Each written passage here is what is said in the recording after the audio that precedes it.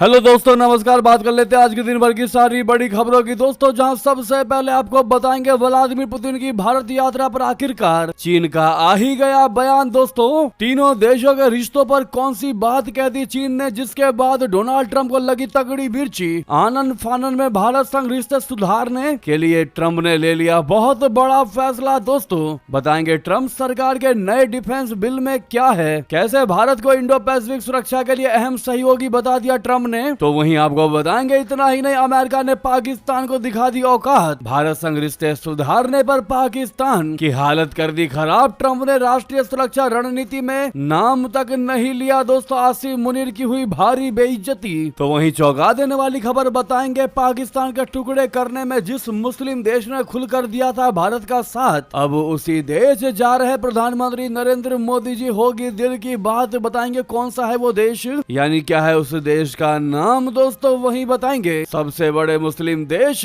और सबसे अच्छे भारत के दोस्त देश इंडोनेशियाई राष्ट्रपति सुबियांतो पहुंचे पाकिस्तान। आखिर इसके पीछे क्या है उनका मंसूबा। दोस्तों, वहीं आपको बताएंगे पश्चिम बंगाल के मुर्शिदा जिले के बेलडांगा में बाबरी जैसी मस्जिद के लिए इतने पेटी चंदा मिला, जिसके बाद नोट गिनने की मशीन तक मंगाई जानी पड़ गई। वहीं वंदे मातरम पर चर्चा में नेहरू से लेकर जिन्ना तक पीएम मोदी ने सदन में कांग्रेस को खूब सुनाया। अब बंगाल की बारी है, पीएम मोदी ने बंगाल चुनाव का भी एजेंडा कर दिया सेट। क्या एक से एक बेहतरीन खबर आपको बताने वाले हैं, बस आप वीडियो के लास्ट तक बने रहिएगा। और खबरों में आगे बढ़ने से पहले अपने देश भारत की बढ़ती साख, बढ़ती ताकत और बढ़ते पावर का दिल से समर्थन करते हैं तो वीडियो को लाइक करके, चैनल को सब्सक्राइब करके, बेल आइकन दबा के इस कमेंट में जय हिंद अवश्य कह दीजिएगा। दोस्तों, बात कर लेते हैं पहली सबसे बेहतरीन खबर की, जहां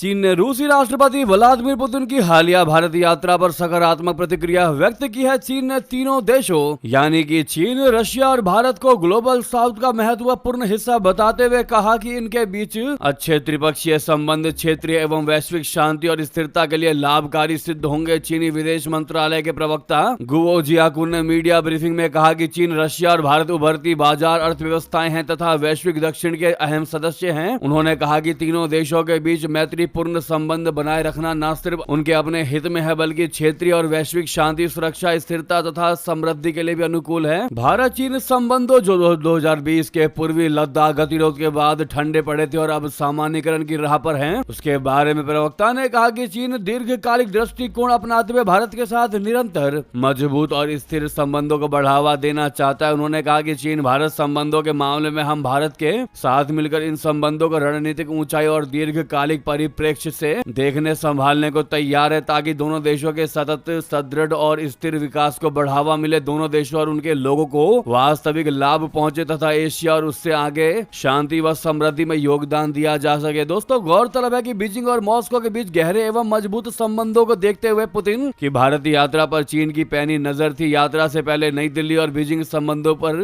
की गई पुतिन की टिप्पणियों के बारे में पूछे गए सवाल के जवाब में गुओ जियाकुन ने कहा कि चीन, रशिया और भारत दोनों के साथ द्विपक्षीय संबंधों को आगे बढ़ाने के लिए तैयार है। दरअसल भारत दौरे से पहले एक साक्षात्कार में पुतिन ने कहा था कि भारत और चीन रशिया के सबसे करीबी मित्र है और मॉस्को इन रिश्तों को बहुत महत्व देता है। उन्होंने एक भारतीय न्यूज चैनल को दिए इंटरव्यू में यह भी कहा कि उन्हें पूरा विश्वास है कि भारत और चीन का नेतृत्व आपसी विवादों का समाधान स्वयं निकालने में सक्षम है और रशिया को उनके द्विपक्षीय मामलों में दखल देने का कोई अधिकार नहीं है। चीनी सरकारी मीडिया ने पुतिन की भारत चीन संबंधों वाली इन टिप्पणियों को प्रमुखता से प्रकाशित किया। यानी कुल मिलाकर दोस्तों, चीन का क्लियरली कहना है कि हम तीनों देश मिलकर लिखेंगे ग्लोबल साउथ का भविष्य, जिसके बाद डोनाल्ड ट्रंप के पैरों तले जमीन खिसक गई दोस्तों। और अब अमेरिका को ये रियलाइज हो रहा है कि उसने भारत के साथ दुश्मनी लेकर भारत के साथ अच्छे संबंधों में खटास डालकर कुछ भी अच्छा कदम नहीं उठाया। ऐसे में खुद अमेरिकी लोग, अमेरिकी सांसद ट्रंप की हालत खराब करने में ट्रंप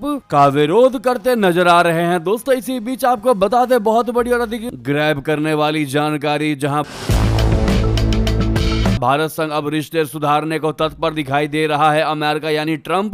क्वाड का भी किया जिक्र ट्रंप सरकार के इस नए डिफेंस बिल में। क्या है आपको बता दें कि कैसे ट्रंप जो है वो ट्रंप के सुरक्षा दस्तावेज में संबंधों को बेहतर बनाने पर जोर दिया गया है। भारत के साथ भारत इंडो पैसिफिक सुरक्षा के लिए अहम सहयोगी बताया है मिस्टर ट्रंप ने। दरअसल अमेरिका के नए रक्षा नीति विधेयक में ट्रंप सरकार भारत के साथ अपने संबंधों को बेहतर करने के लिए तत्पर लग रही है। इस विधेयक में भारत के साथ सहभागिता बढ़ाने पर जोर दिया गया है। वहीं खास तौर पर क्वाड का भी जिक्र है। ट्रंप प्रशासन के इस दस्तावेज में कहा गया है कि भारत के साथ सहयोग बढ़ाने की आवश्यकता है ताकि हिंद प्रशांत क्षेत्र को मुक्त और खुला बनाए रखने के साझा लक्ष्य को आगे बढ़ाया जा सके और चीन से उत्पन्न चुनौतियों का सामना किया जा सके। रविवार को संसदीय नेताओं द्वारा जारी राष्ट्रीय रक्षा प्राधिकार अधिनियम बोले तो NDAA 2026 में हिंद प्रशांत क्षेत्र में रक्षा गठबंधनों और साझेदारियों पर अमेरिकी संसद की राय को रेखांकित किया गया है। विधेयक के मुताबिक इस क्षेत्र में चीन की आक्रामकता को रोकने के लिए रक्षा मंत्रालय को चीन के साथ रणनीतिक प्रतिस्पर्धा में अमेरिका की तुलनात्मक बढ़त को बढ़ाने के लिए इस क्षेत्र में अमेरिकी रक्षा सहयोगियों और साझेदारियों को मजबूत करने के प्रयास जारी रखने चाहिए। दोस्तों, इन प्रयासों में भारत के साथ अमेरिकी संबंधों को व्यापक बनाना, जिसमें क्वाड के माध्यम से द्विपक्षीय और बहुपक्षीय संबंधों और सैन्य अभ्यासों में भागीदारी, रक्षा व्यापार का विस्तार और मानवीय सहायता और आपदा प्रतिक्रिया पर सहयोग के माध्यम से एक स्वतंत्र और खुले हिंद प्रशांत क्षेत्र के साझा उद्देश्य को आगे बढ़ाना शामिल है।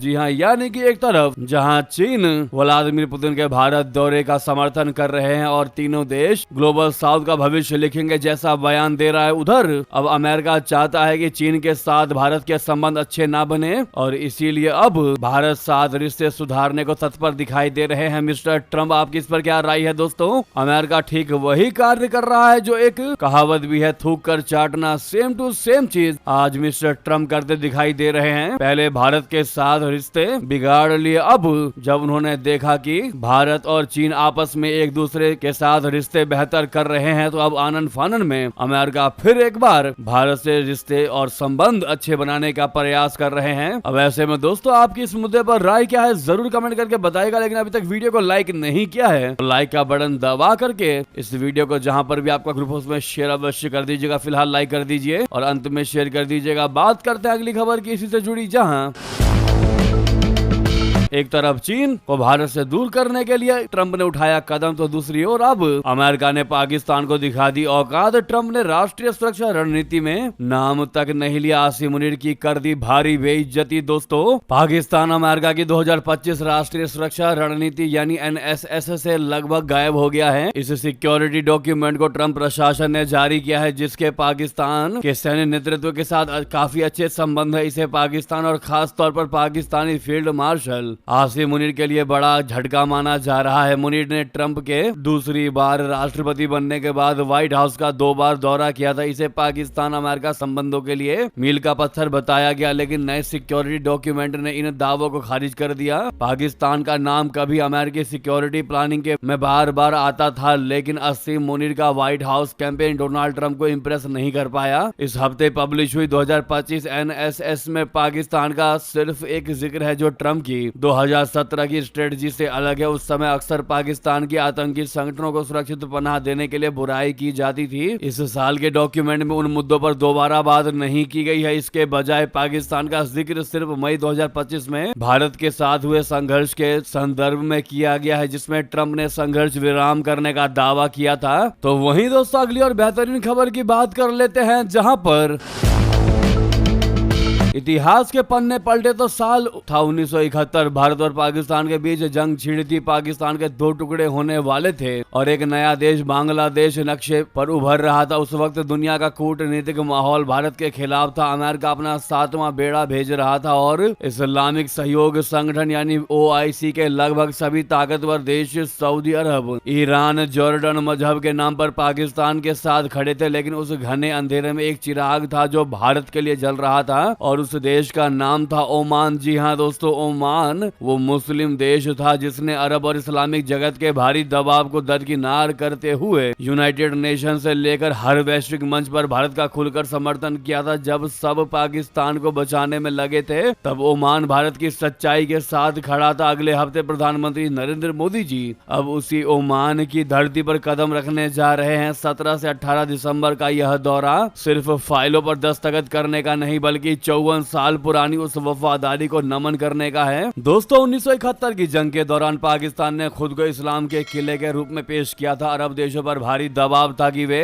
भारत का बॉयकॉट करे। उस वक्त ओमान के सुल्तान कबूस बिन सईद ने एक ऐतिहासिक फैसला लिया। उन्होंने साफ कर दिया कि ओमान भारत के रणनीतिक हितों के खिलाफ नहीं जाएगा। सऊदी अरब और जॉर्डन जैसे देश सुल्तान कबूस से बेहद खफा हो गए थे, लेकिन सुल्तान अड़े रहे। उन्होंने न सिर्फ भारत का कूटनीतिक समर्थन किया बल्कि अपनी बंदरगाहों और सुविधाओं के दरवाजे भी भारत के लिए खुले रखे। दोस्तों ऐसे में अब जब प्रधानमंत्री नरेंद्र मोदी जी ओमान जा रहे हैं तो वो एक तरह से उस दोस्ती का कर्ज चुकाने जा रहे हैं। ओमान भारत के लिए सिर्फ एक ट्रेडिंग पार्टनर नहीं है बल्कि ऑल वेदर फ्रेंड यानी हर मौसम का साथी है। दोस्तों 1971 में ओमान ने दिल से भारत का साथ दिया था। 2025 में वो भारत की इकोनॉमी को रफ्तार देने जा रहा है। प्रधानमंत्री मोदी जी के इस दौरे पर Bharat Oman free trade agreement बोले तो FTA पर हस्ताक्षर होना लगभग तय है। इस समझौते के बाद भारतीय सामान जैसे कपड़ा, जेम्स, ज्वेलरी, मशीनरी बिना किसी टैक्स के ओमान के बाजारों में बिक सकेगा। दोस्तों इससे चीन को तगड़ा झटका लगना तय माना जा रहा है। ओमान रणनीतिक रूप से बहुत अहम जगह यानी अरब सागर और फारस की खाड़ी के मुहाने पर है। भारत वहां दुकम बोले तो दुकम पोर्ट पर पहले से ही मौजूदगी दर्ज करा चुका है। फ्री ट्रेड एग्रीमेंट के जरिए भारत वहां चीन के प्रभाव को कम करेगा और अपनी जड़ें जमाएगा। जी हाँ दोस्त, ऐसे में all the best PM Narendra Modi ji. जरूर कहिएगा उनकी ओमान यात्रा के लिए एडवांस में। ऐसे में लाइक भी कर दीजिएगा। अगली और बेहतरीन खबर की बात करते हैं जहां पर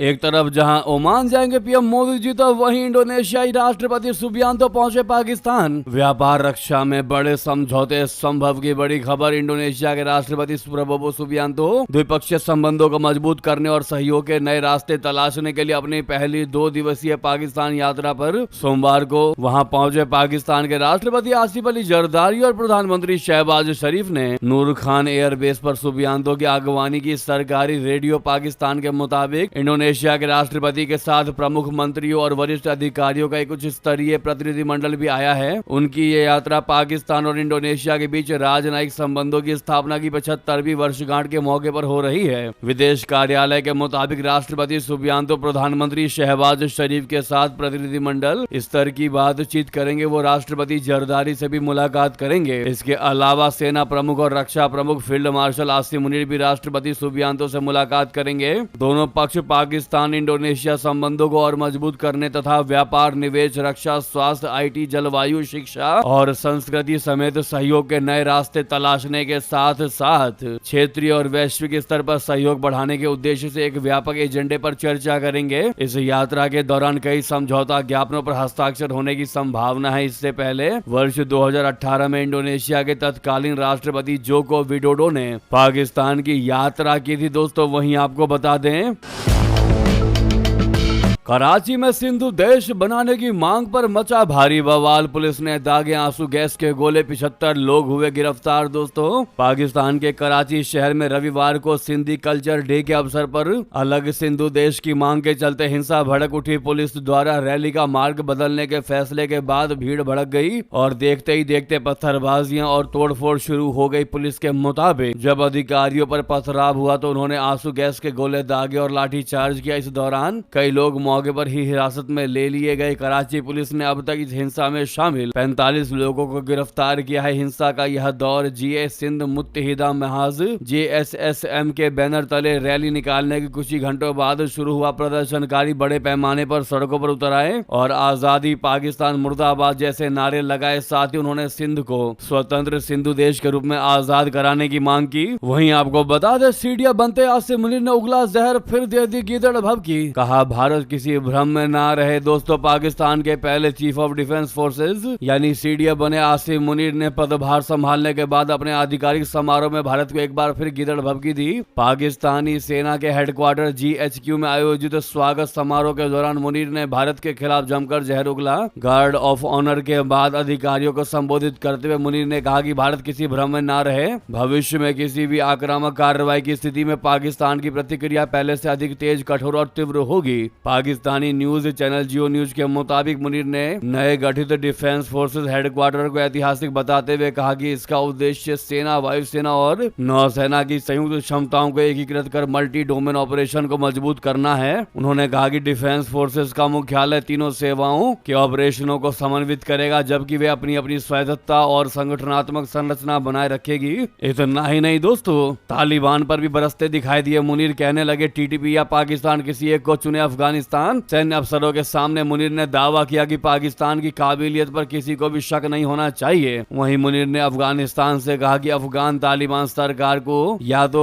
फितना अल खवारी या पाकिस्तान में से किसी एक को चुनना होगा, क्योंकि उनके पास कोई तीसरा विकल्प नहीं है। ऐसा लग रहा है दोस्तों सीडीएफ बनने के बाद आसिम मुनीर अपने आप को भगवान की तरह ट्रीट कर रहे हैं। उनको लग रहा है कि वो सीडीएफ जो है वो पाकिस्तान के नहीं बल्कि पूरी दुनिया के सीडीएफ बने हैं। उनको लग रहा है कि वो पूरे दुनिया के कर्ता धर्ता बन चुके हैं। उनके बयानबाजी से, एटीट्यूड से तो यही लग रहा है दोस्तों। अगर आप भी मानते हैं कि भारत बस चाह नहीं रहा, लेकिन अगर भारत चाहे तो 2 सेकंड में सीडीएफ आसिम मुनीर की हालत खराब कर सकता है, तो अपनी राय जरूर दीजिएगा दोस्तों। बहरहाल एक भारतीय होने के नाते आप लोग इस नए पाकिस्तानी सीडीएफ आसिम मुनीर को जवाब देना मत भूलिएगा कमेंट में। अगली खबर की बात करते हैं, जहां पर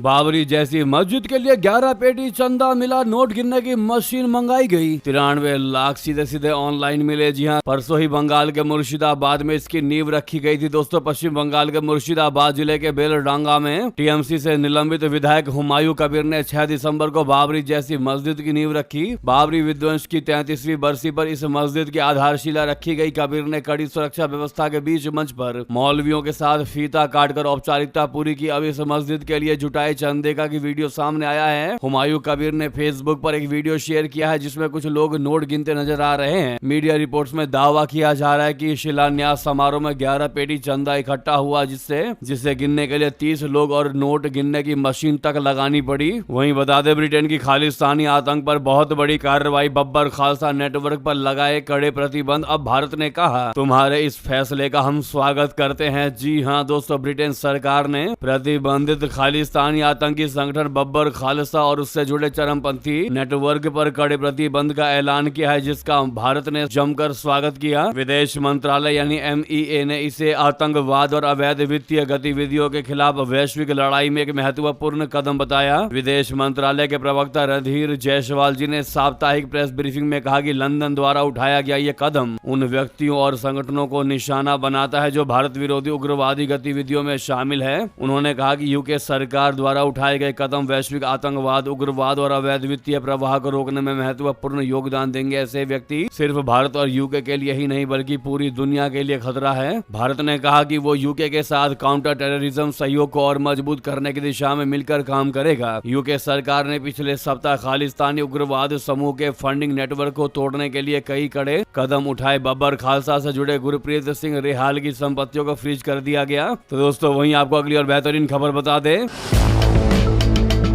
लंदन में यूरोपीय लीडर्स की बड़ी मीटिंग। जेलेंस्की से कहा स्टारमर ने हम यूक्रेन के साथ खड़े हैं। जी हां, यूक्रेन के राष्ट्रपति जेलेंस्की ने सोमवार को लंदन में फ्रांस, जर्मनी और ब्रिटेन के नेताओं से मुलाकात की। कीव के यूरोपीय सहयोगियों ने इसे यूक्रेन में रशिया के युद्ध को खत्म कराने के अमेरिका नित प्रयास में निर्णायक बताया। प्रधानमंत्री स्टारमर ने जेलेंस्की, फ्रांसीसी राष्ट्रपति इमैनुअल मैक्रोन और जर्मन चांसलर फ्रेडरिक मर्ज के साथ बातचीत की। इस दौरान प्रधानमंत्री स्टारमर ने कहा कि हम यूक्रेन के साथ खड़े हैं। अगर युद्ध विराम होना है तो वो न्याय संगत और स्थायी होना चाहिए। बैठक के बाद स्टारमर के प्रवक्ता टॉम वेल्स ने कहा कि ये 4 वर्षों में हमारी सबसे बड़ी प्रगति है और हम इस तथ्य का स्वागत करते हैं कि ये वार्ताएं हर स्तर पर जारी हैं। उन्होंने कहा कि संघर्ष और शांति के बीच कोई सीधी रेखा नहीं है। आने वाले दिनों में गहन कार्य जारी रहेगा और अब भी कुछ मुद्दे लंबित है। दोस्तों वहीं बता दें, बांग्लादेश में हिंदू स्वतंत्रता सेनानी और पत्नी की निर्मम तरीके से हत्या, दोनों बेटे पुलिस में मच गया बवाल। दोस्तों बांग्लादेश में एक दिल दहला देने वाली वारदात सामने आई। रंगपुर जिले में 1971 के मुक्ति संग्राम के योद्धा 75 वर्षीय जोगेश चंद्र रॉय और उनकी पत्नी 60 वर्षीय सुवर्णा रॉय के घर में गला रेत कर हत्या कर दी गई। यह घटना रविवार तड़के करीब 1 बजे हुई। रविवार सुबह जब पड़ोसी और घरेलू सहायकों ने काफी देर तक